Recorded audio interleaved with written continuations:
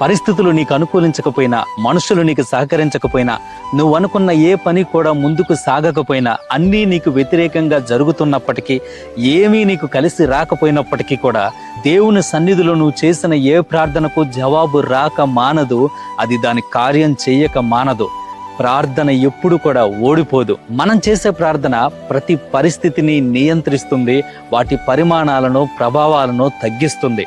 ప్రార్థన ద్వారా చేయలేని పనంటూ, ప్రార్థనను ఓడించగలిగిన శక్తి అంటూ ఈ భూమి మీద ఏమీ లేనే లేదు. నా శ్రమల్లో నేను యెహోవాకు మొరపెట్టి తిని ఆయన నాకు ఉత్తరం ఇచ్చాడని భక్తుడైన దావీదు అన్నాడండి. వారి కష్టకాలంలో యెహోవాకు మొరపెట్టినప్పుడు ఆయన వారి మొర ఆలకించి వారి ఆపదలన్నిటిలో నుంచి ఆయన వారిని విడిపించాడని దేవుని వాక్యం సెలవిస్తుంది. విరిగి నలిగిన హృదయంలో నుంచి వచ్చిన ప్రార్థనలు ఎప్పుడూ దేవునికి ఇంపైన దోపాలే. అవి సర్వశక్తివంతుడైన దేవుని హృదయాన్ని కదిలిస్తాయి. దేవుణ్ణి వారి పనుల్లోనికి తీసుకొచ్చే విధంగా ఆయన